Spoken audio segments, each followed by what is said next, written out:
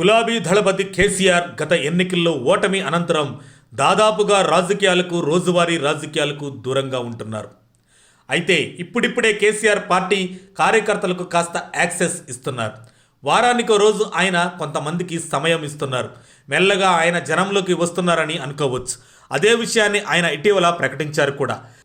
ఇక కేసీఆర్ ఇప్పుడు ఇలా కార్యకర్తలను నేతలను కలవడానికి కారణం వస్తాయని అనుకుంటున్న ఉప ఎన్నికలపై పెట్టుకున్న ఆశలే. ఓటమి అనంతరం సుమారు 10 మంది బారాస ఎమ్మెల్యేలు కాంగ్రెస్ కండువా కప్పుకున్న విషయం తెలిసిందే. దీనిపై బారాస ఉధృత న్యాయ పోరాటం చేస్తుంది.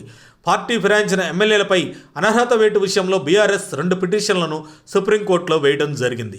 రెండింటిలో సుప్రీంకోర్టు తెలంగాణ అసెంబ్లీ కార్యదర్శిపై అసహనం వ్యక్తం చేసింది.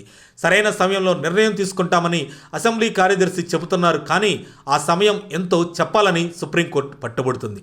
మీరు చెప్పకపోతే మేము చెబుతామని గత విచారణలో చెప్పడంతో ఇవాళ కాకపోతే రేపైనా అనర్హత వేటు పడుతుందని బీఆర్ఎస్ అగ్రనేతలు ఆశలు పెట్టుకున్నారు. అందుకే కేసీఆర్ ఉప ఎన్నికలు జరిగే అవకాశాలు ఉన్న చోట్ల, అంటే పార్టీ ఫిరాయింపులు చోటు చేసుకున్న చోట బారాస కార్యకలాపాలను ఉధృతం చేస్తున్నారు. శేరిలింగంపల్లి నియోజకవర్గానికి శంబేపూర్ రాజుతో పార్టీ వ్యవహారాలు నడిపిస్తున్నారు. ఖైరతాబాద్లో దానం నాగేంద్రపై దాసోజు శ్రవణ్ను దించే అవకాశం ఉంది. ఇక బాన్సువాడ, రాజేంద్ర నగర్, పటాన్ చెరువు, శేరిలింగంపల్లి, జగిత్యాల, భద్రాచలం, గద్వాలలో బారాసాలో ద్వితీయ శ్రేణి నాయకత్వం పటిష్టంగా లేదు. ఇక చేవేళ్లలో సబితా ఇంద్రారెడ్డి కుమారుడు నాయకత్వాన కొత్త అభ్యర్థిని చూసే అవకాశం ఉంది. అయితే స్టేషన్ గన్పూర్లో మాత్రం అభ్యర్థిని ముందే ప్రకటించారు కేసీఆర్. ఉప ఎన్నికలు వస్తాయని, అభ్యర్థిగా మాజీ ఉప ముఖ్యమంత్రి రాజయ్య పోటీ చేస్తారని, ఆయన గెలుస్తారని కేసీఆర్ ప్రకటించారు. గన్పూర్ నుంచి కొంతమంది నేతల్ని రాజయ్య పార్టీల్లో చేర్పించారు.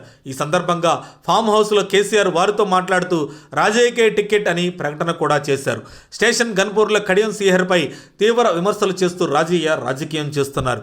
ఆలు లేదు చూలు లేదు అన్న సామెత చందంగా జంప్ జిలానీల కోసం వెతుకుతూ కేసీఆర్ ఫామ్ హౌస్లో కాలక్షేపం చేయడం నేటి విశేషమే. మరిన్ని అప్డేట్స్ కోసం మా కాయ్ టీవీని సబ్స్క్రైబ్ చేసుకోండి. మా వీడియో కనుక మీకు నచ్చినట్లయితే లైక్ చేయండి, షేర్ చేయండి. మీ విలువైన అభిప్రాయాలను కామెంట్ బాక్స్లో తెలియజేయండి.